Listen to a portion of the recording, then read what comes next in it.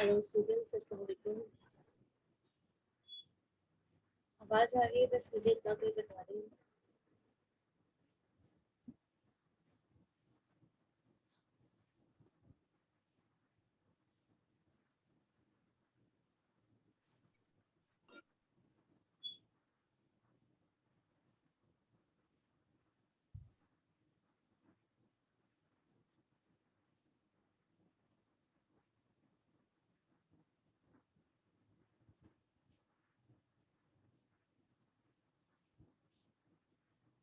Okay, हम यहाँ पर थे, हम देख रहे थे कि इफेक्टिव इक्विपमेंट में हमारे पास जो सेंट्रलाइज इक्विपमेंट होती है उसमें क्या एडवांटेजेस होता है।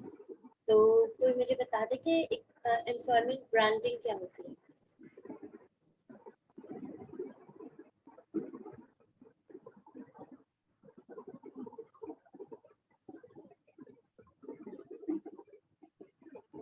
मुझे कोई आंसर कर देना कि एम्प्लॉयमेंट ब्रांडिंग क्या होती है। वैसे तो आप लोगों ने बहुत सारे नाम सुने होंगे, कार्स ब्रांड सुने होंगे, वॉच ब्रांड सुने होंगे, हर चीज़ के ब्रांड्स नेम सुने होंगे, पर एम्प्लॉयमेंट ब्रांडिंग क्या होती है?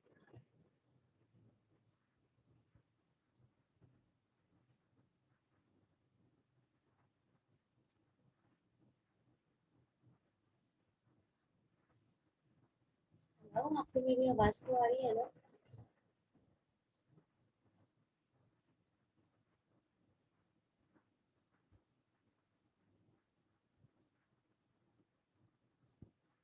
तो ठीक है, मुझे जी मिस बता आ दें। रही। So much. एम्प्लॉयमेंट ब्रांडिंग के बारे में किसी को भी नहीं पता।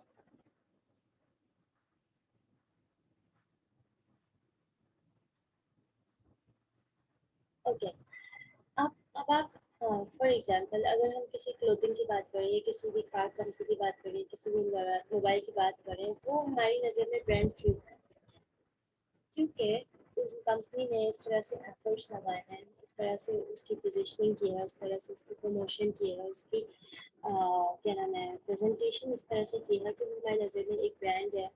हम समटाइम्स नहीं जान रहे होते हैं कि ये ब्रांड क्यों है, इसके क्या ऐसे खास रीज़न है, बट हमें पता होता है कि टॉप कंपनीज हैं, इनके प्रोडक्ट्स जो है ना एक्सपेंसिव बिक रही होती हैं या फिर ब्रांड से बिक रहा होता है, ये जो है ना इनका नाम है।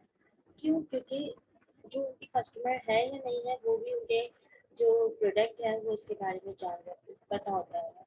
तो जो एम्प्लॉयमेंट ब्रांडिंग होती है, आपने नोट किया होगा कि हर बंदे की कोई ड्रीम जॉब्स होती हैं कि भाई अगर मुझे ये कंपनी ऑफर करती है, यानी कि मैं चाहता हूँ कि मैं इस ही फर्म में काम करूँ। बाकी से बहुत जगहों से ऑफर्स आ रही होती हैं, पर वो चाह रहा होता है कि भाई मुझे वहीं से ऑफर जाए और मैं वहाँ पर एक्चुअल में काम करना चाहता हूँ, ये चाहती हूँ। क्या रीज़न है उसका? उसके दिमाग में एक इमेज बना होता है उस ऑर्गेनाइजेशन का कि भाई अगर मैं यहाँ पर काम करूँगा तो मुझे यहाँ पर काम करने में ज़्यादा मुझे जो है ना फैसिलिटीज़ मिलेंगी, इन सैलरी, इन एक्सपीरियंस, मेरी लर्निंग बहुत ज़्यादा होगी, मुझे ज़्यादा सीखने को मिलेगा, और एक प्रेस्टीज कंपनी है, किसी को बताऊँगा भी तो या बताऊँगी भी तो इंटरेस्ट होगा कि भाई आप यहाँ इस ऑर्गेनाइजेशन में काम करते हैं। तो ये एक ब्रांड इमेज होता है, ठीक है। तो जो एम्प्लॉय होते हैं कंपनी के, वो जो एम्प्लॉयर्स होते हैं वो एफर्ट्स लगाते हैं, और वो जो है ना क्या नाम है, इस तरह से प्रमोट करते हैं या इस तरह से वैल्यूज क्रिएट करते हैं कि वो जो है ना बेस्ट प्लेस बन जाता है फॉर वर्किंग, ठीक है। तो employment branding is the efforts which made by employer to promote themselves, ठीक है, as the good place to work, ठीक है। यानी ये जो जगह है ये it's a good place to work, उसको इस तरह से प्रमोट किया जाता है। यानी हर जगह की हर बंदे की डिज़ायर होती है कि मैं इस जगह पर काम करूँ। जैसे फॉर एग्जांपल हम डॉक्टर की मिसाल लें, तो डॉक्टर में जो कुछ टॉप हमारे पास हॉस्पिटल्स होंगे, जैसे आगा खान हो गया, मैंने देखा है, मैंने बहुत सारे जो है ना क्या नाम है स्टूडेंट्स जो डॉक्टर्स होते हैं, उनकी ड्रीम होती है कि वो जिन्ना में हाउस जॉब करें। क्यों? उसका रीज़न क्यों है? क्या है रीज़न? रीज़न ये है कि भाई जिना एक बड़ा हॉस्पिटल है, ठीक है, वहाँ पर हर तरह का पेशेंट आते हैं, हर तरह का क्राउड आता है, तो जो वहाँ के प्रैक्टिस डॉक्टर होते हैं वो इतने स्किल्ड होते हैं, वो इतने ट्रेन होते हैं कि वो उनको काम आता है, उन चीज़ों का पता होता है, वो हर तरह की सिचुएशन से गुजरे होते हैं, लर्निंग बहुत उनकी स्ट्रॉन्ग होती है। तो उसको जो है ना स्ट्रॉन्गली रिकमेंड किया जाता है आगे भी कैरियर में, ठीक है। इसी तरह अगर इंजीनियरिंग की बात की जाए तो इंजीनियरिंग की भी मुझे नहीं पता कि उनके टॉप जगह कौन सी होती हैं, पर इंजीनियरिंग की भी इसी तरह से होती होंगी। इसी तरह अगर एक एमबीए को ले लिया जाए, आईबीए को ले लिया जाए, ठीक है, एमबीए को ले लिया जाए, या फिर उनकी भी एक ड्रीम जॉब्स होती है कि भाई जैसे हमें, जैसे कि एक एमबीए है फॉर एग्जांपल, उसकी उसकी क्या डिज़ायर होगी कि वो यूनिलीवर जैसे, अमेजोन जैसे, ये वॉलमार्ट जैसे कंपनीज में काम करें, क्योंकि उनका स्ट्रक्चर, उनका मॉडल एक एक रोल, एक आइडियल मॉडल है जिन पे वो लोग काम कर रहे हैं। वर्ल्ड लीडिंग कंपनी है या एप्पल में उन्हें काम करने का क्या नाम है मौका मिले, ऐसी कंपनी में जो टॉप में है, या अगर इलेक्ट्रॉनिक कंपनी या आईटी वगैरह में टेस्ला में मौका मिले, ऐसी जगहों पे जो है ना लोग कह रहे होते हैं कि हमें अपॉर्चुनिटी मिले, तो क्यों वो इस तरह से क्यों सोच रहा होता है वो इंडिविजुअल, क्योंकि उन्होंने उस तरह से वो इमेज क्रिएट की हुई होती है, उन्होंने अपनी उस जगह को बेस्ट प्लेस पर बनाया हुआ होता है, तो ये इसके लिए एफर्ट्स करनी पड़ती है, इस तरह से नहीं होता। तो सेंट्रलाइज इक्विपमेंट में क्या होता है, एम्प्लॉयमेंट ब्रांडिंग क्या होती है, स्ट्रेंथन होती है। उसके बाद हमारे पास क्या होता है, हम स्ट्रेटेजिक प्रिंसिपल इजीली अप्लाई कर सकते हैं, क्योंकि हमारे पास एक जगह से ऑर्डर आ रहा होता है, और डुप्लीकेशन यानी हमारे पास कम हो जाती है, कोई कुछ बोल रहा है, कोई कुछ बोल रहा है, एक ही चीज़ को रिपीटेड टाइम नहीं करना पड़ रहा होता, एक ही जगह से सब चीज़ें निकाल कर रही है। हमारे पास एचआर टेक्नोलॉजीज की कॉस्ट भी कम होती है। अच्छा, एचआर टेक्नोलॉजीज में क्या क्या चीज़ें आती हैं, आप मुझे बताएं।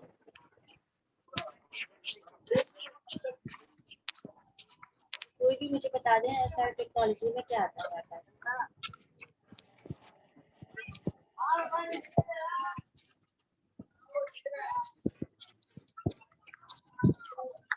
देखिए, आंसर कर दिया करें, हर हर आंसर को हर क्वेश्चन को इग्नोर नहीं किया करें आप लोग।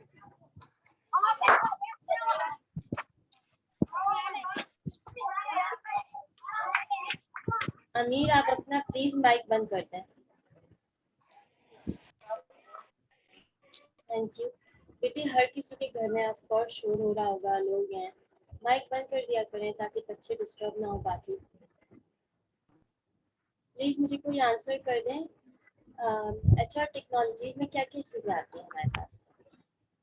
भाई हम बोल रहे हैं ना, टेक्नोलॉजी ने सब चीज़ें बदल दी, मार्केटिंग सेक्टर बदल दिया, टीचिंग को बदल दिया, और मेडिकल सेक्टर बदल दिया, हर चीज़ को चेंज कर दिया, पर एचआर में कौन सी ऐसी टेक्नोलॉजी यूज हो रही है जिसने एचआर को कम्प्लीटली चेंज कर दिया।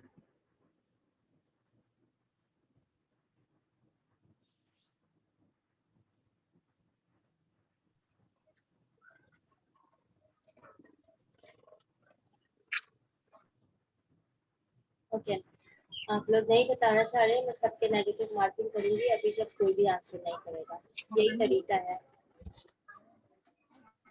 कि आप लोग बात नहीं सुनते हैं। मैं आप लोग को डांटती भी नहीं हूँ, आप लोग गलत आंसर दें, आप लोग सिर्फ अपना ओपिनियन शेयर करें कि आप लोग क्या सोचते हैं कि कौन सी टेक्नोलॉजीज आई हुई है, पर आप लोग थोड़ा सा भी पार्टिसिपेट करने के लिए विलिंग नहीं है। ओके, हमारे पास क्या क्या टेक्नोलॉजीज आई हुई है, सबसे पहले तो हमारे पास आई हुई है आर्टिफिशियल इंटेलिजेंस, जिसने जो है ना एचआर डिपार्टमेंट को कम्प्लीटली चेंज कर दिया है। पहले जो रेफरेंसेस वाला एक होता था हमारे पास कि एचआर डिपार्टमेंट में कोई भी एम्प्लॉय रेफर कर देता था एचआर डिपार्टमेंट में, अच्छी बातचीत है तो रेफरेंसेस पे ले लिया जाता था, पर अब आपका सिस्टम पूरा ऑटोमेटिक हो गया है। अगर आपकी एलिजिबिलिटी कहीं पे भी नहीं पूरी हो रही है, यानी इन एजुकेशन, इन एक्सपीरियंस, आपका फॉर्म तो वहीं का वहीं रिजेक्ट हो जाता है, प्रोसेस ही नहीं होगा आगे। तो इससे क्या होता है, आर्टिफिशियल इंटेलिजेंस से जो एचआरएम की कॉस्ट है, और जो उनकी टाइम है, और जो उनकी एफिशिएंसी और इफेक्टिवनेस है, उसको बहुत ज़्यादा इन्हांस कर दिया है। आपके पास वही टैलेंट आता है जो आपकी जो है ना पोजीशन से मैच कर रहा होता है। मैं कल एक चीज़ नोट कर रही थी, आप भी कीजिएगा। वैसे तो मुझे ये बात पता थी कि ऐसा ही होता है, बट फॉर मेकिंग श्योर कि ऐसा ही होता है, I was searching some article and मैं किसी वेबसाइट पे गई, वहाँ पर एक नाम से कोई मतलब एक कार्टून इमेज बना हुआ था कि hello how can I help you, तो मैंने भी हाय बोल दिया, ठीक है। देन उन्होंने मुझे बोला कि योर फुल नेम, तो मैंने अपना नाम टाइप कर दिया। देन उन्होंने I don't know female gender था, मेल जेंडर था, but the question the individual asking, then the individual told me that uh, share your email address, जिस पे मैंने can you share your email address, जिस पे मैंने उनको ये टैप करके दिया नहीं I don't want to share. अच्छा उस पे बार बार मेरे पास यही आ रहा था please share, please tap your valid email address and I was tapping के I don't want to share, I don't want to share. पर वो वही बात बार बार बोल रही थी कि please tap your valid email address, please tap your, यानी जो मैं बोल रही थी वो उस चीज़ का आंसर नहीं कर रही थी, बल्कि जो, क्योंकि जो चीज़ क्या नाम है, क्योंकि वो ह्यूमन नहीं है, वो आर्टिफिशियल इंटेलिजेंस है, रोबोट्स हैं और क्या नाम है इस तरह से, तो जो फीडिंग उसमें हुई भी होती है तो वही ऑटोमेटिक टीम तो नहीं बैठा है। हाँ बेटा भैया। हाँ बेटी आप अपना माइक बंद कर दें। तो जो जो कोडिंग उसमें फीड हुई भी होती है वही आंसर्स, वही क्वेश्चंस जो है ना हमें वहां से मिल रहे होते हैं, यानी कि उसमें उन्होंने यही फीड किया हुआ कि सबसे पहले आप जो भी बंदा चैट करेगा, बैठा है वो बच्चा, बेटे अपना माइक बंद करें, कुमार अपना माइक बंद करें प्लीज।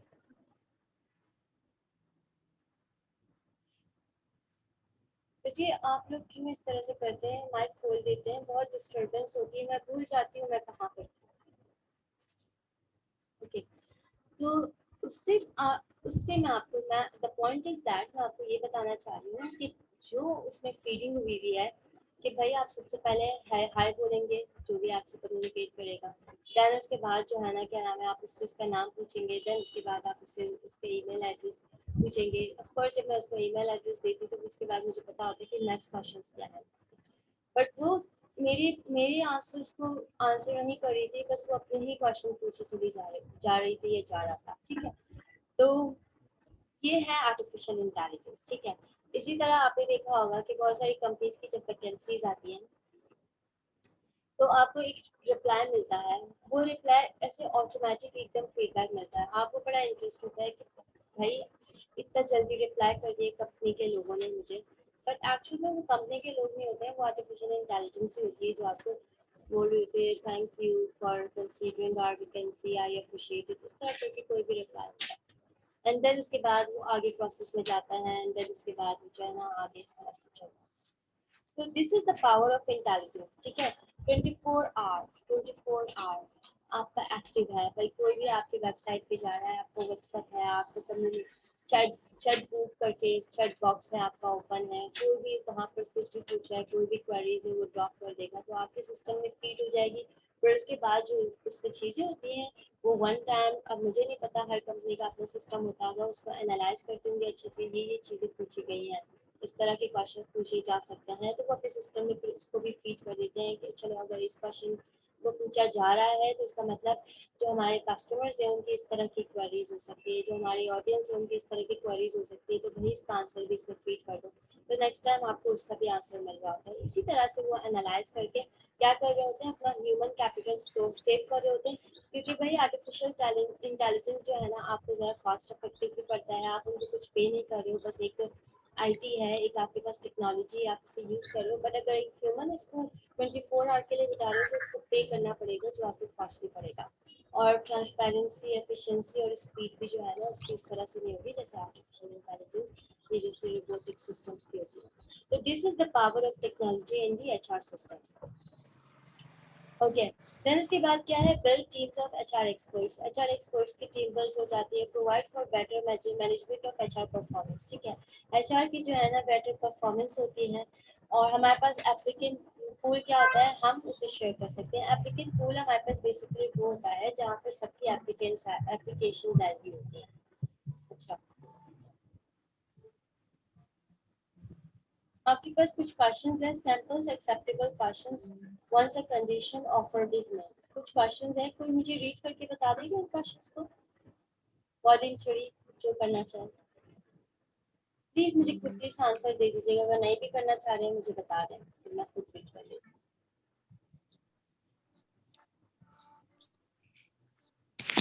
मैम मैं रीड कर लूं?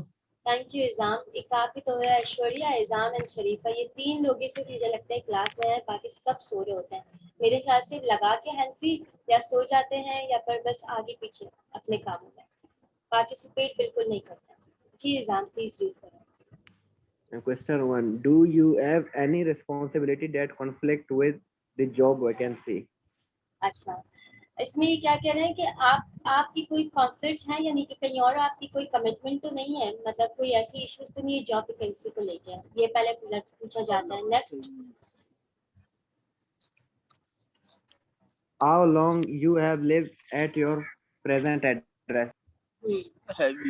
यानी कि वहाँ पर आप कितना टाइम तक रहेंगे, रेंट का घर है, अपना घर है, उसके रीजन बहुत सारे हो सकते हैं कि भाई आपको एम्प्लॉय से काम है या उसको किसी तरह से भी कुछ भी करना है, तो आपको पता हो कि वो कहाँ रहता है, क्योंकि एड्रेस और फोन नंबर इन्हीं डिटेल से सारे काम होते हैं। Next, Do you have any relatives working for this company?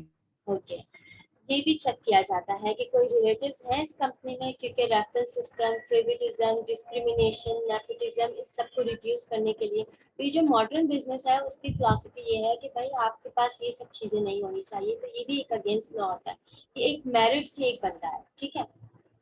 Next, Do you have any physical defects that would prevent you from performing certain jobs where, to your knowledge, vacancies exist? Yes, ये भी पूछा जाता है कि उसकी health history क्या है, खुदा ना खास्ता वो कोई डायबिटिक तो नहीं है, या कोई उसको हार्ट अटैक तो प्रीवियस उसमें नहीं आ रहा, या कोई फ्रैक्चर्स तो नहीं हुआ हुआ। तो इसलिए पूछा जाता है कि उसको उस नेचर का काम नहीं दिया जाए, या उसको फिर उस वैकेंसी के लिए हायरिंग नहीं की जाए जिसके लिए वो एलिजिबल नहीं है, वो चीज़ परफॉर्म नहीं कर सकता। क्योंकि अगर इंसान, वो इंडिविजुअल को कुछ भी होता है, वो अपनी जान का को कुछ होता है या कोई भी किसी तरह से लॉस होता है, तो कंपनी फंसती है, क्योंकि कंपनी पे लॉ लॉ जो क्या नाम है, केस फाइल हो सकता है। तो पहले ही ये सब चीजें पूछ लेती है, या फिर जो हेल्थ इंश्योरेंस होता है उसकी वजह से भी पूछती है। और ऑफ कोर्स एक हेल्दी बंदे की कॉस्ट कंपनी को अलग पड़ती है और एक अनहेल्दी की कॉस्ट अलग पड़ती है। जो हेल्दी होगा वो रोज कंपनी आएगा, जो अनहेल्दी होगा वो छुट्टियां ज्यादा करेगा, और इंश्योरेंस उसकी हेल्थ इंश्योरेंस कॉस्ट भी पड़ेगी, तो इसलिए भी पूछा जाता है। प्रोडक्टिविटी भी जो है ना उसकी कम होगी, तो ये भी रीजन होता है। Next, Do you have adequate means of transportation to get to work? हाँ, क्या आपके पास ट्रांसपोर्टेशन है, आप खुद आएंगे, पब्लिक ट्रांसपोर्ट से आएंगे, ये कंपनी आपको प्रोवाइड करे, ये भी पूछा जाता है। स्पेशली फीमेल्स के लिए बहुत पूछा जाता है, क्योंकि नॉर्मली लड़कों के पास बाइक्स होती है। क्योंकि मैंने भी बहुत सारे इंटरव्यूज दिए थे, तो मुझसे भी ये क्वेश्चन किया जा रहा था कि आपके पास, आप किस तरह से आएंगे, कन्वेंस क्या हो गया। तो ये भी बहुत इंपॉर्टेंट होता है। या फिर वैसे भी बॉयज से पूछा जाता है कि उनकी कन्वेंस क्या है, उस हिसाब से उनके पैकेज और उनकी जो है ना बोनसेस वगैरह डिसाइड किए जाते हैं। या पेट्रोल दे देते हैं, या कोई कन्वेंस दे देते हैं, किसी तरह से भी फैसिलिटेट कर देते हैं। Next, Have you had any major illness, treated or untreated, in the past 10 years? ये हेल्थ हिस्ट्री हो गई simply. Next, Have you ever been convicted of a felony, or do you have a history of being a violent person? This is very important question to avoid a ne- neg क्या लिखा है ma'am? Negligent, Neg negligent hiring or retention charge. हाँ, criminal history लेना बहुत ज़्यादा ज़रूरी है।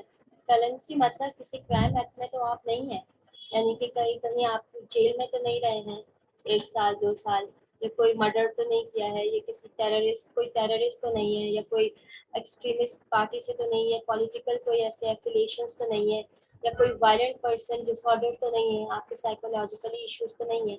ये लेना भी बहुत ज़्यादा ज़रूरी होता है, बिकॉज उसकी वजह से फिर जो है ना कंपनी बहुत प्रॉब्लम्स फेस कर सकती है।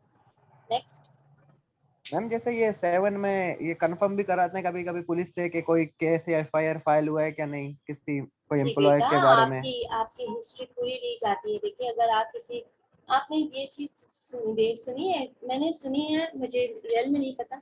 अगर आर्मी से किसी बंदे को निकाल दिया जाए तो वो कहीं भी उसकी पोस्टिंग नहीं होती है, पता है ना आपको ये बात? नो अगर मैम मैंने तो नहीं सुना। नहीं सुना, अगर आर्मी से कोई बंदा किसी बात की वजह से डिस्क्वालीफाई हो जाता है तो उसको कहीं और पे पोस्टिंग नहीं मिल रही होती, ये मैंने सुना है, मुझे कंफर्म नहीं है। तो इसके रीजन क्यों है, जैसे किसी अगर ऐसे पोजीशन पर हो, वो इसीलिए क्योंकि उनको वहाँ की ऐसी चीजें पता होती हैं कि उसको जो है ना वो लेटर नहीं लिखा हुआ होता है कि भाई आपको हम कहीं और पे नहीं, या फिर किसी जैसे स्पेशल एजेंसी का कोई बंदा होता है, अगर वो उस जॉब को स्विच करता है, तो वो आपने मूवीज में देखा होगा, इंडियन मूवीज में, फिर उसके जो है ना क्या नाम है, मार दिया जाता है उसे। क्योंकि ऐसे सीक्रेट्स उस बंदे को पता होते हैं जो कि आपकी कंट्री के लिए फिर जो है ना खतरनाक हो सकता है। तो या फिर कोई, जैसे आपने देखा होगा बहुत सारे लड़के होते हैं जो फिर अपनी यूथ एज में समझदार नहीं होते हैं, ऐसे कुछ भी चीज़ें कमेंट करते हैं, तो पेरेंट्स समझा रहे होते हैं नहीं नहीं बेटे इस तरह मत करो, आपका एक दफ़ा जो है ना अगर मतलब पुलिस हिस्ट्री में नाम आ गया तो ये आपके कैरियर को अफेक्ट कर सकता है, ठीक है। जैसे कि when I was quite young, यानी जब स्कूल और इंटर वाली लाइफ थी, तो स्कूल में सम बॉयज हैव कुछ जैसे मारते वारते नहीं है, तो फिर उसकी वजह से इतना एक दूसरे को मारा था कि इंजरी हो गई थी। तो इंजरी के बाद वो पुलिस में जो है ना क्या नाम है, 3 बॉयज थे, उनको पुलिस थाने में लेके गए। तो देन उसके बाद जो है ना वहाँ के प्रिंसिपल ने जो है ना उनको जो है ना रिलीज करवाया और बोला कि प्लीज़ ये स्टूडेंट्स हैं और प्लीज़ इनको जो है ना बच्चे हैं छोड़ दें, इससे इनका कैरियर अफेक्टेड होगा, आगे भी मसले होंगे। तो बहुत सारी कॉम्प्लिकेशंस आ जाती हैं, because if you are a white person और आपने कोई क्राइम कमिट किया है तो ऑफ कोर्स चांसेस 99% चांसेस है कि जहाँ आप वर्क कर रहे हो आप वहाँ के लोगों के लिए भी खतरनाक हो सकते हैं, ठीक है। और हो सकता है आप सुधर भी गए हो, ठीक है, पर फॉर एग्जांपल आप वहाँ पर वर्क कर रहे हो और आपकी जो भी प्रीवियस हिस्ट्री में आपके जिन लोगों के साथ गिव एंड टेक रहा है, तो रिवेंज सिस्टम भी बहुत है। तो मैं आपको ये बताना चाह रही हूँ कि ये बड़ा इंपॉर्टेंट होता है, क्योंकि कंपनी जो है ना किसी भी तरह की ऐसे प्रॉब्लम्स में नहीं फंसना चाहती है। पूरा जो है ना उसका क्रिमिनल और पुलिस से कि भाई इसका कोई क्रिमिनल लिस्ट में तो नाम नहीं रहा है, कहीं इसका जो है ना ऐसा रिकॉर्ड तो नहीं रहा है। ये बड़ा इंपॉर्टेंट होता है किसी भी एक अच्छी ऑर्गेनाइजेशन में हायरिंग के लिए। आपने देखा होगा कि जैसे कोई बहुत सारे पोजीशंस के लिए हायरिंग की जाती है, वहाँ पर मुझे एक इस चीज़, सवाल है। जी मैं एक बात कंप्लीट कर लूँ फिर बताती हूँ। तो उसमें भी ये देखा जाता है, जैसे कि ठीक है ठीक। उसमें ये बोला जाता है कि आपकी कोई पॉलिटिकल हिस्ट्री तो नहीं है। अगर आप पॉलिटिकली किसी से भी एंगेज हैं, स्टूडेंट काउंसिल में जब I was teaching in the university, तो वहाँ पर जो यूनियन काउंसिल होता था स्टूडेंट, उसमें उन लोगों को नहीं लिया जाता था जो कि पार्टी के लोग होते थे। यूनिवर्सिटी में बहुत सारी पार्टीज होती हैं, तो वह उनको नहीं लिया जाता था। उनका रिकॉर्ड या जिनकी सप्लीज आई भी होती थी उनको लिया जाता था, जिनकी सप्लीज ना हो, जिनकी जो है ना किसी पार्टी से कोई लिंक ना हो, ताकि वो उस ऑर्गेनाइजेशन को किसी तरह से भी इन्फ्लुएंस ना करे, किसी तरह से भी प्रेशराइज ना करे। तो ये चीज़ें भी इसी तरह बहुत सारी जॉब्स में भी इसी तरह से देखा जाता है कि आप किसी पार्टी से एफिलेटेड नहीं है, आपका कोई पॉलिटिकल, कोई क्रिमिनल या कोई वायलेंट बैकग्राउंड तो नहीं है, ताकि आप किसी तरह से भी उस ग्रुप को, उस ऑर्गेनाइजेशन को इन्फ्लुएंस ना कर सके, किसी खतरे में ना डाल सके। जी बिल्कुल। गुलाम नबी आप पूछना चाह रहे थे ना? यस मिस, मेरे को मैंने आई एम सॉरी सुना नहीं। ये कब पूछे जाने वाले सवालात हैं जो आप बता रही हैं, पढ़ा रही हैं? बेटे ये सैंपल बनाया हुआ है, देखिए हेडिंग लिखी है sample acceptable question once a condition offer is made, यानी कि जब ऑफर दे दी जाए तो ये कुछ क्वेश्चंस आपसे पूछे जा सकते कौन हैं। सी ऑफर? जॉब की ना बेटे, क्या पढ़ रहे हैं? जी मिस, ठीक है, ओके, थैंक यू। ये वेलकम। इजाम आप कहाँ चले गए? इजाम आपको समझ आ गई बेटे? Yes, ma'am. Okay, next question. Educational background. The information required here would depend on the job-related requirements of the position. हाँ, एजुकेशनल बैकग्राउंड भी होना, ये तो सिंपल सी बात है, तो हर जगह पूछा जाता है एजुकेशनल बैकग्राउंड। तो ये कुछ देखिए सैंपल एक्सेप्टेबल क्वेश्चंस, ये एक सैंपल है, जरूरी नहीं है कि हर ऑर्गेनाइजेशन इस तरह से पूछ रही हो। अब जैसे कि हर ऑर्गेनाइजेशन ऐसे नहीं पूछती। मैं बहुत जगह गई हूँ, किसी ने कुछ पूछ लिया, किसी ने ज़्यादातर ट्रांसपोर्ट, एक्सपेक्टेड सैलरी, ऐसे क्वेश्चंस पूछे जाते हैं। पर जो बहुत अच्छी ऑर्गेनाइजेशन होती है, जिनकी स्कूलिंग और रिक्रूटमेंट बहुत ज़्यादा स्ट्रिक्ट होती है, हर तरह से जो है ना अश्योर करता है। तो ये कुछ क्वेश्चंस हैं कंडीशनल ऑफर इज मेड, ठीक है, जो जिनको जो है ना आप फुलफिल कर रहे होते हैं, तो फिर वो आपको ऑफर दे रहे होते हैं। अगर इनमें से कहीं पे भी आपकी लैकिंग आ रही होती है तो वो फिर आपको कंसिडर नहीं करते, ठीक है। फिर उसके बाद ये देखिए इस तरह से लिखा हुआ है यहाँ पर measuring exam, thank you so much, measuring equipment effectiveness, ठीक है।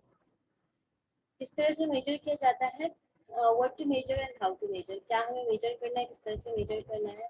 How many qualify applicant were attracted from each recruitment source, कितने क्वालिफाइड एप्लीकेंट जो है ना एप्लीकेबल है ईच रिक्रूटमेंट सोर्स है। अच्छा, आपके रिक्रूटमेंट सोर्सेज कौन कौन से हो सकते हैं, आप मुझे बताएं।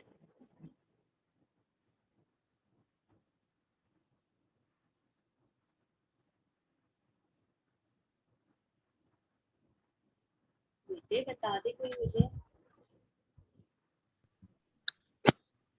मिस कम अगेन, आपने क्या बोला? सॉरी, बेटे आपको मेरी आवाज नहीं आ रही है क्या? थोड़ी सी प्रॉब्लम हो रही है। ओके, मैं और थोड़ा तेज बोल देती हूँ।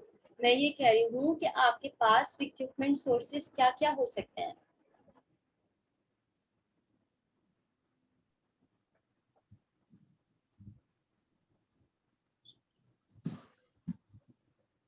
जैसे कि मिस एज हो गया, क्वालिफिकेशन हो गई, स्किल्स हो गए, एक्सपीरियंस हो गया किसी भी फील्ड का। नहीं, ये तो भाई एप्लीकेंट के बारे में आप बता रहे हैं। मैं कह रही हूँ आपके पास सोर्सेज क्या क्या हो सकते हैं, रिक्रूटमेंट मिस सोर्सेज। मिस आप ऐसे, जैसे कि एक वो वेबसाइट बनी हुई है लोगों के लिए, जॉब एप्लीकेंट के लिए अप्लाई करने के लिए, क्या उसका नाम है, लिंक्डइन है, और इस तरह की monster.com, यहाँ से एक सोर्स बन सकती है। या आप सोशल मीडिया के जरिए अप्रोच करा सकते हैं लोगों को, और सही, गुड। और कोई भी प्रिंट मीडिया के जरिए भी एक सोर्स है, वो प्रिंट मीडिया भी, वहां से भी आते हैं लोग देखकर। Thank you so much Ghulam Nabi, बिल्कुल सही बताया गुलाम नबी ने, आई अप्रिशिएट। हाँ, सोर्सेज आपकी बहुत सारी हो सकती है, प्रिंट मीडिया भी हो सकता है, जैसे सोशल मीडिया पे आपके प्लेटफॉर्म कितने सारे हैं, लिंक्डइन है, फेसबुक है, इंस्टाग्राम भी हो सकता है, व्हाट्सएप भी हो सकता है, व्हाट्सएप पे भी मैसेजेस आ रहे होते हैं। एंड क्या नाम है, उसके अलावा आपकी वेबसाइट जो होते हैं, जॉब सीकर के नाम से आता है, रोजगार के नाम से है, जो आपके वेब्स बने हुए हैं वहाँ पर आप दे दें, तो ऐसे भी हो सकते हैं। उसके अलावा आपके पास जो संडे मैगजीन होता है, उसमें जो क्लासिफाई एड्स होते हैं, वो भी एक सोर्स होता है।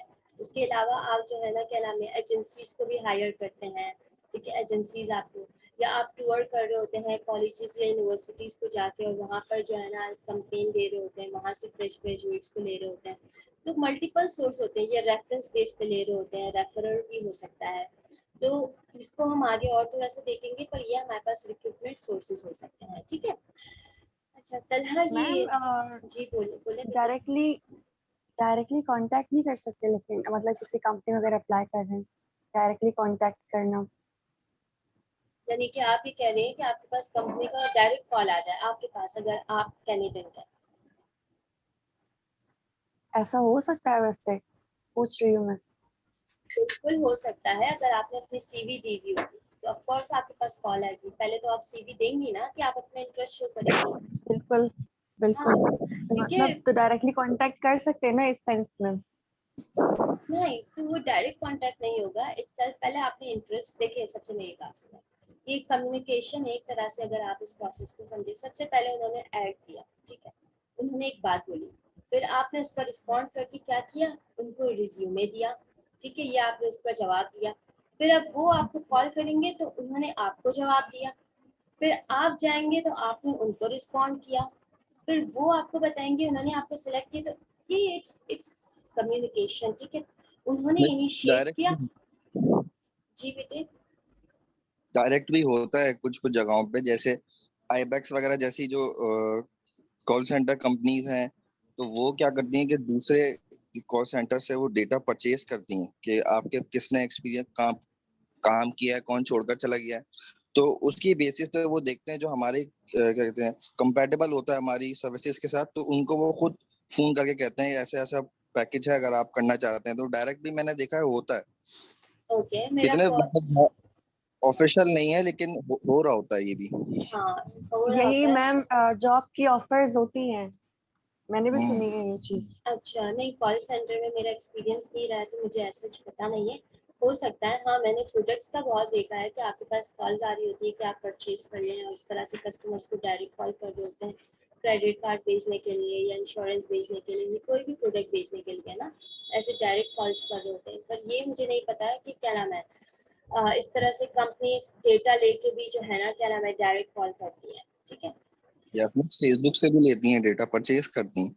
हाँ, पर पहले वो रिज्यूमे सेंड करेगी ना मेरे ख्याल से, या आप इस तरह से ले सकते हैं। हाँ ये देखें, आप इस तरह से, आप इसको इस तरह से बोल सकते हैं कि एजेंसी से वो लिस्ट ले लेती है और फिर इन लिस्ट को जो है ना डायरेक्ट कॉल कर रही होती है। ये हम आगे स्लाइड्स में पढ़ेंगे इंशाल्लाह।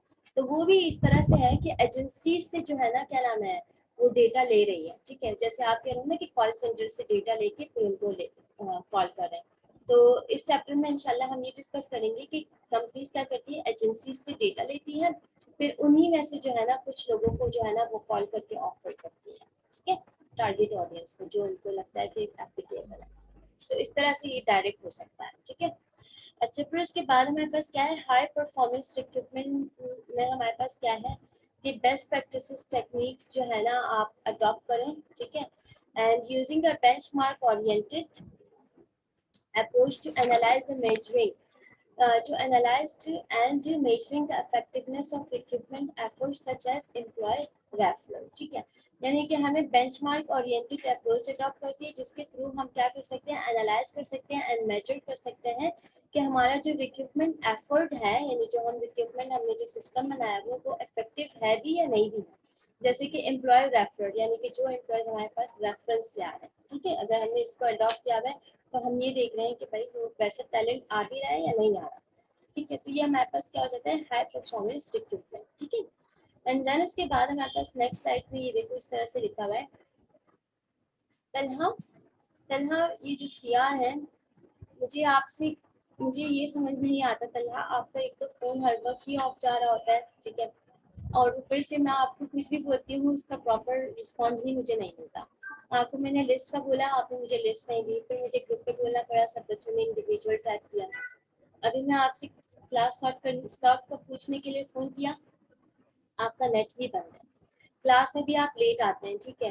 तो बेटे अगर आपको देख के इस तरह से एटीट्यूड अडॉप्ट करना है तो प्लीज़ आप फिर सीआर कोई और बन जाए मेरी क्लास का, जो भाई एटलीस्ट रिस्पॉन्सिबल होके मुझे रिप्लाई तो करे ना, क्योंकि अभी चीज़ें फिजिकल नहीं है, अभी ऑनलाइन है चीज़ें, तो सारे काम कांटेक्ट करने से ही हो रहा है, ठीक है। यानी कि मैं आपको टेक्स्ट करूंगी या मैं आपको कॉल करूंगी तो आपको इन्फॉर्म करूंगी ना, जब आप मेरा कॉल या टेक्स्ट ही नहीं रिसीव करेंगे तो इस तरह से तो नहीं होगा। तो प्लीज़ फिर मेरी क्लास का कोई और सीआर बन जाए तलहा, अगर आप ये रिस्पॉन्सिबिलिटी सही से फुलफिल नहीं कर सकते।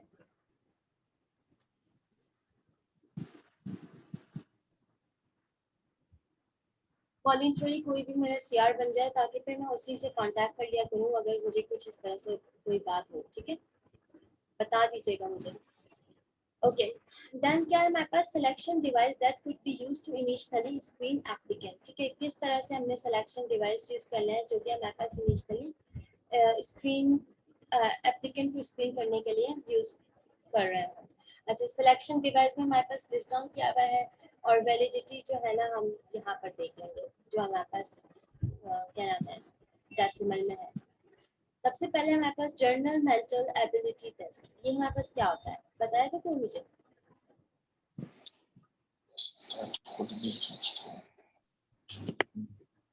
ये मेडिकल जो टेस्ट करते हैं। कौन सा टेस्ट?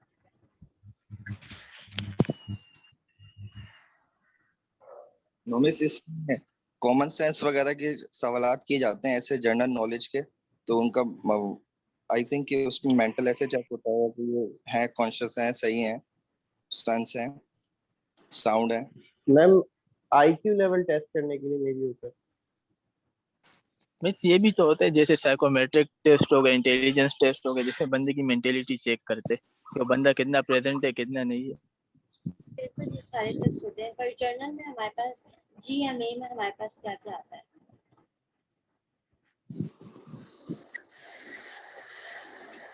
इसमें जो है ना हम इंडिविजुअल की जो है ना लर्निंग, अंडरस्टैंडिंग और कि किस तरह से वो इंस्ट्रक्शन को लेता है, तो कोई बात इंस्ट्रक्शन, अंडरस्टैंड द इंस्ट्रक्शन, या प्रॉब्लम सॉल्विंग स्किल्स कैसे हैं, वर्बल्स चेक किए जाते हैं, मैकेनिकल स्किल, न्यूमेरिकल यानी मैथ्स स्किल्स चेक किया जाता है, एंड सोशल, ठीक है, एंड स्पेशल एबिलिटीज, ठीक है। ये सब चीज़ें जो है ना जर्नल मेंटल एबिलिटीज में जो है ना चेक की जाती है। देन उसके बाद हमारे पास नेक्स्ट टेस्ट क्या आ गया, जिसमें फॉर एग्जांपल वैलिडिटी इन्होंने बताया है कि 0.51 आ गई। फिर उसके बाद एक कंसाइंटिशियस टेस्ट, ठीक है, उसमें हमारे पास क्या चेक किया जाता है कि कितना जो है ना इम्पल्स कंट्रोल है। इम्पल्स कंट्रोल क्या होता है? जज्बाती। Course.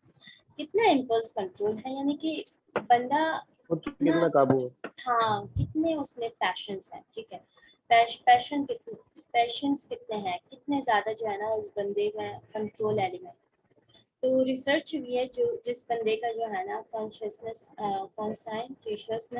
टेस्ट के स्कोर ज्यादा आता है, तो वो जो लॉन्ग टर्म गोल्स होते हैं उनको वो इजीली अचीव कर लेता है। क्योंकि लॉन्ग टर्म गोल्स जो होते हैं, जो यानी कि आपके, जाहिर सी बात है, अगर एक चीज़ आपको ईयर टू ईयर में अचीव हो रही है, कुछ टाइम लेगी, उसके लिए सबसे पहले तो आपको आपको आप में सब्र वाला एलिमेंट होना चाहिए, कंसिस्टेंसी होनी चाहिए, कंट्रोल होना चाहिए कि आप उसके साथ स्टिक रहें, स्विच ना करें।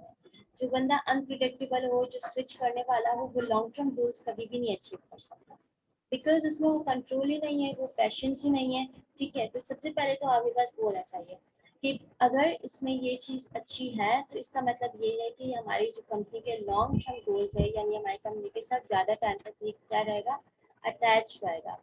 यहाँ पर अगर यहाँ की ग्रोथ और चीज़ों को सेटल्ड होने में टाइम लगेगा, तो ये टाइम देगा, ठीक है, क्योंकि इसको क्या है, अच्छा इम्पल्स कंट्रोल है, गुड कंट्रोल ऑन इम्पल्स है, ठीक है। इंटीग्रिटी टेस्ट में बेसिकली इंडिविजुअल की जो है ना, क्या नाम है, ऑनेस्टी चेक की जाती है कि वो कितना लॉयल किस्म का बंदा है, ठीक है। क्योंकि अगर वो कंपनी को किसी तरह से भी धोखा देता है, वो इंडिविजुअल तो कंपनी का लॉस होता है। तो ये भी चेक किया जाता है कि उसकी लॉयल्टी कितनी है, वो ऑनेस्ट कितना है, ये भी चेक किया जाता है। मेथड्स हमारे पास क्या हो सकते हैं, work sample test. Work sample test में हमारे पास क्या आ जाता है, methods used to assess an individual ability to successfully perform a job। यानी कि देखा जाता है कि ये जो जॉब है उसको ये सक्सेसफुली कर भी लेगा या नहीं करेगा, तो उसको जो है ना चेक किया जाता है। देन इसके बाद जॉब नॉलेज टेस्ट होता है, जिसमें हमारे पास क्या होता है, इवेल्युएट किया जाता है कि what a person know at the time of taking test. यानी कि भाई जिस टाइम उसका टेस्ट दिया जा रहा है, उस टाइम उसकी नॉलेज क्या है, इस चीज को चेक किया जाता है।